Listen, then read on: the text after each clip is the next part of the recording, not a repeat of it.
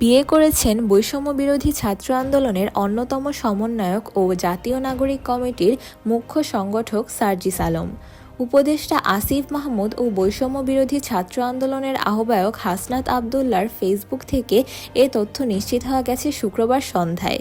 নবদম্পতিকে শুভেচ্ছা জানিয়ে ৩১ জানুয়ারি শুক্রবার নিজের ভেরিফাইড ফেসবুক আইডিতে একটি ছবি শেয়ার করে যুব ও ক্রীড়া উপদেষ্টা আসিফ মাহমুদ ক্যাপশনে লিখেছেন, নবজীবনে পদার্পণে অভিনন্দন সার্জিস ভাই, বিবাহিত জীবন সুখের হোক। এই ছবিতে সার্জিসকে শেরওয়ানি ও পাগড়ি পরিহিত দেখা গেছে।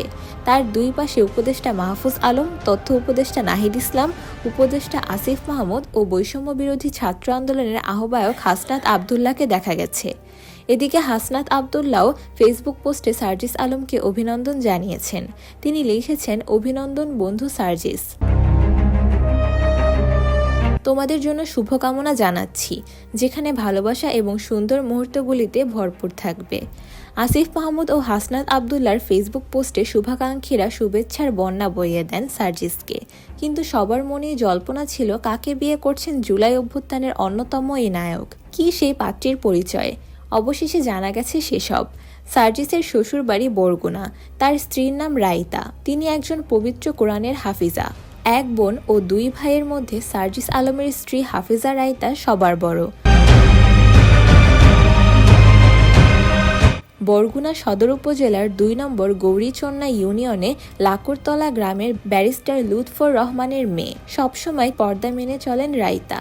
তার শ্বশুর ব্যারিস্টার লুৎফর রহমান বর্তমানে বাংলাদেশের deputy attorney general. Barrister Lutfar Rahman স্ত্রী, মেয়ে ও ২ ছেলেকে নিয়ে রাজধানীর বাসাবো এলাকার শাহজাহানপুর এলাকায় বসবাস করেন।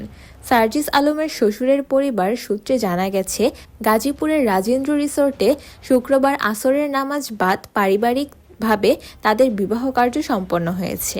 সার্জিস আলম ২ জুলাই ১৯৯৮ সালে পঞ্চগড় জেলার আটোয়ারী উপজেলায় জন্মগ্রহণ করেন। তার বাবা আখতারুজ্জামান সাজু ও মা বাকেরা বেগম। ২ ভাইয়ের মধ্যে সার্জিস আলম বড়। তার ছোট ভাই শাহাদাত হোসেন সাকিব। সার্জিস আলম ঢাকার বিএফ শাহীন কলেজ থেকে এইচএসসি এবং ঢাকা বিশ্ববিদ্যালয়ের প্রাণিবিদ্যা বিভাগ থেকে অনার্স ও মাস্টার্স সম্পন্ন করেছেন। তিনি ঢাকা বিশ্ববিদ্যালয়ের ডাকসু নির্বাচনে অমর একুশে হল সংসদে প্যানেল থেকে সদস্য পদে জয়লাভ করেছিলেন। তাছাড়া নানা পর্যায়ে বিতর্ক প্রতিযোগিতায় বিতার্কিক হিসেবে প্রতিনিধিত্ব করেছেন। গত বছরের জুলাই অভ্যুত্থানের অন্যতম নেতা ছিলেন সার্জিস আলম।